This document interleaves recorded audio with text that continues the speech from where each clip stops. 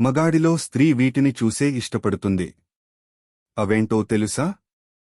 నిజం చెప్పాలంటే ఒక అమ్మాయికి ఏం కావాలో అర్థం చేసుకోవడం బ్రహ్మ విద్య అని చాలామంది అబ్బాయిలు జోకులు వేస్తుంటారు. కాని నిజానికి అది అంత కష్టమేమీ కాదు.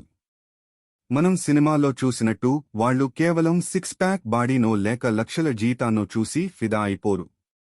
ఒక సామాన్యమైన వ్యక్తిలో కూడా వాళ్లు ఒక హీరోని వెతుక్కుంటారు. ఆ హీరో ఎవరు అంటే తనని అర్థం చేసుకునేవాడు. నవ్వు అనేది ఒక శక్తివంతమైన ఆయుధం. ఇది కేవలం పెదవుల కదలిక మాత్రమే కాదు, ఎదుటి వ్యక్తికి మీరు ఇచ్చే ఒక సానుకూల సంకేతం. ఒక స్వచ్ఛమైన నవ్వు, నేను స్నేహపూర్వకమైన వ్యక్తిని, నన్ను మీరు నమ్మవచ్చు అని చెప్పకనే మాట్లాడటం వల్ల మీ వ్యక్తిత్వం మెరుగుపడుతుంది. అహంకారపూరితమైన మాటలు లేదా అతిగా మాట్లాడటం వల్ల ఎదుటివారికి మీపై నెగటివ్ ఇంప్రెషన్ కలుగుతుంది.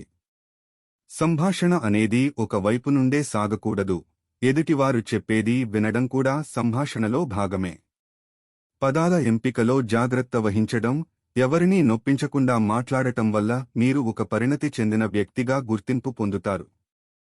గౌరవప్రదమైన మాట తీరు ఎప్పుడూ ఇతరులను మీ వైపు తిప్పుకుంటుంది. సెన్స్ ఆఫ్ హ్యూమర్, కష్టకాలంలో కూడా నవ్వించగలిగే గుణం ఉన్నవారిని అందరూ ఇష్టపడతారు.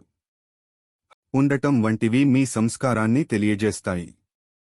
కేవలం నచ్చిన వ్యక్తులకు మాత్రమే గౌరవం ఇవ్వడం కాకుండా ప్రతి ఒక్కరినీ మనిషిగా గౌరవించే తత్వం అత్యంత ఆకర్షణీయమైనది.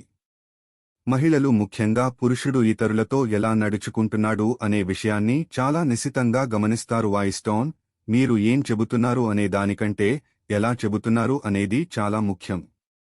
గట్టిగా అరుస్తూ మాట్లాడటం లేదా చాలా తక్కువ శబ్దంతో మాట్లాడటం వల్ల కమ్యూనికేషన్ సరిగ్గా జరగదు. ఒక రకమైన బేస్ మరియు స్పష్టత ఉన్న వాయిస్ టోన్ ఆకర్షణీయంగా ఉంటుంది. అవతలి వ్యక్తికి ఇబ్బంది కలగకుండా సాఫ్ట్గా మాట్లాడుతూనే అందులో గాంభీర్యం ఉండేలా చూసుకోవాలి.